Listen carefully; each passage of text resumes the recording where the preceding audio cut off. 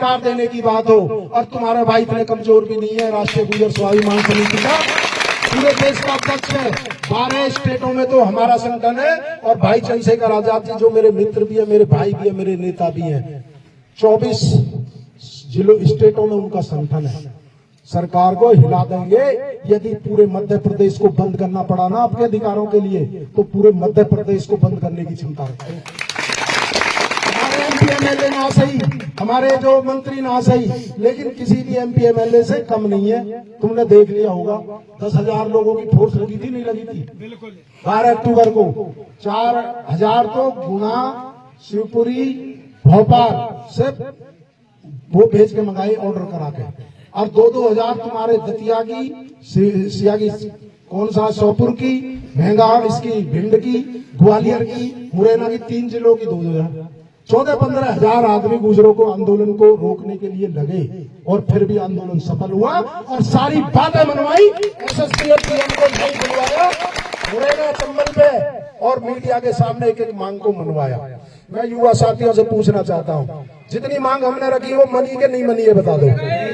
आचार संहिता में ही मनी, चुनाव के बीच में ही मनी, 700 लोगों के, अज्ञात लोगों के मुकदमे वापस हुए, जितने वाहन है वो छोड़े गए, जो लोगों की गिरफ्तारी थी वो बंद हुई, जो इनाम हुए वो कैंसिल हुए, जो जेल में बंद है उनका रिहाई का रास्ता प्रशासन ने अपने आप तैयार किया। ये आपकी जीत है, मेरे अकेले की नहीं है, पूरे समाज की जीत है। मैं धन्यवाद देना चाहता हूं युवाओं को भी। मुझे जब मैंने पेपर में पढ़ा कि जो गिरफ्तारी हुई है हजारों लोगों की, उसमें से सबसे ज्यादा 25 से और 18 साल तक के युवा थे। देखो, जो क्रांति आपने शुरू की है वो बच्चे बच्चे के दिल में जा रही है। एक डीसीपी था, उसने 9वीं और 8वीं के बच्चों को मेला ग्राउंड मैदान से भगाया, उनके पिताजी को बुला के। लोग कैसे आया, तो 9वीं पढ़ने वाला लोग में गिरफ्तारी देना आया। तो जो क्रांति की लहर थी वो सबके बीच पहुंच चुकी है। अब केवल तुम्हें वोट की चोट देनी है, उन लोगों को वोट नहीं देना जो आपके इतिहास को चुरा रहे हैं, आपको जेल भिजवा रहे हैं, आप पर मुकदमा लगवा रहे हैं, वो चाहे बीजेपी के हो चाहे कांग्रेस के हो। और मैं ये कहना चाहता हूं, 100 दिन की अच्छी जिंदगी से अच्छे 2 दिन है जो स्वाभिमान के साथ। मानसिक गुलामी, यदि गुलामी करके तुम 1000 साल भी जी लो, उस जीवन का कोई महत्व नहीं। और हम सच की लड़ाई लड़े। सच परेशान हो सकता है, पराजित नहीं हो सकता। हमारे पास, हम किसी के उसको जबरदस्ती अपना नहीं कर रहे, हम विवाद नहीं कर रहे, विवाद वो लोग कर रहे हैं।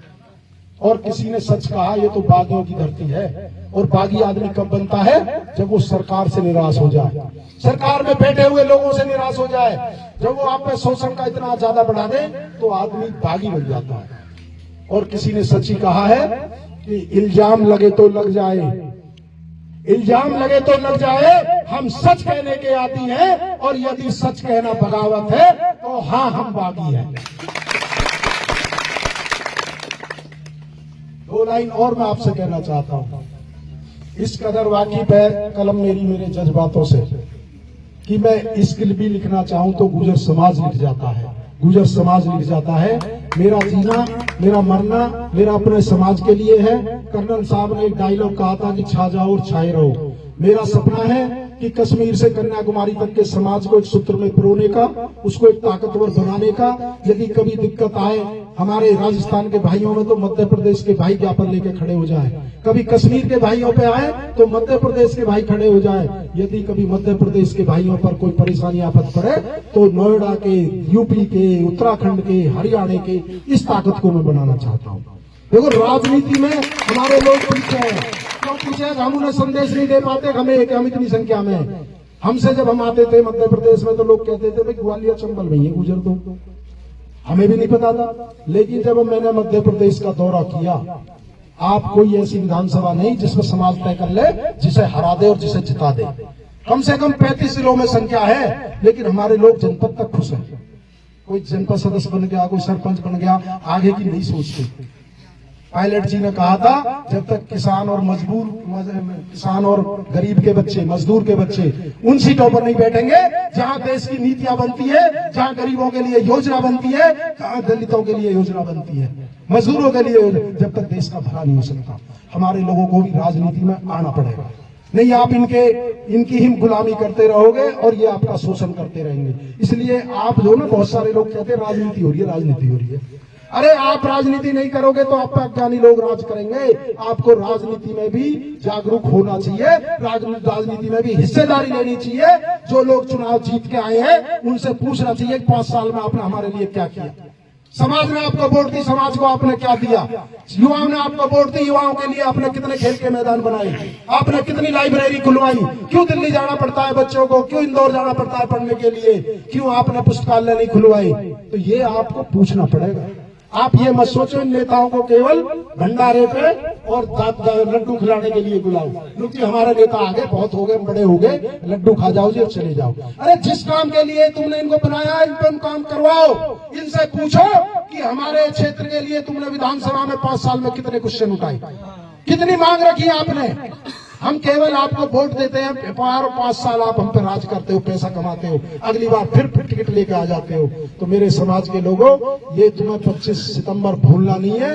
जो जाति अपने इतिहास को भूल जाती है वो जाति खत्म हो जाती है। जो अपने अपमान को भूल जाती है वो उसका जो पशु के समान जीवन है। आप समझो पशु भी अपना पेट भर लेता है, और यदि मान सम्मान की लड़ाई कोई लड़ता है तो इंसान ही लड़ता है, कभी जानवरों ने लड़ाई नहीं लड़ी। इसलिए मैं कहना चाहता हूं मेरे समाज के लोगों, एक बार जो आपका अपना प्रत्याशी है SC ST OBC समाज के लोगों, एक बार इसे मौका देकर देखो। बदल दो, इन बेईमानों का राज बना दो। अच्छा जी, इनसे पूछो, ये कह रहे हैं, कोई कह रहा मैं भदौरिया हरा रहा हूँ, मुझे दे दो, उसे दे दो। भाई तुझे क्यों दे दे? मैंने कोई बयान दिया हमारे समाज के पक्ष में? जब SC ST OBC के लोग पिट रहे थे, यादव पिट रहे थे, दलित पिट रहे थे, गुर्जर पिट रहे थे, कुशवाहा बघेल पिट रहे थे, जब तुम कहां थे? किसी ने तुम्हारा मुंह पकड़ लिया था, थाने से किसी को छुटवाने गए, किसी का वाहन छुटवाया, जेल में जो साथी बंदे उनके लिए तुमने कोई पैरवी करी। किस आधार पर वोट दे दे? ये हमें वोट दे दो, उसे हराना दो। अरे तुझे क्यों से हराना दो? हम अपने आप ही ना जीतेंगे जब हमारे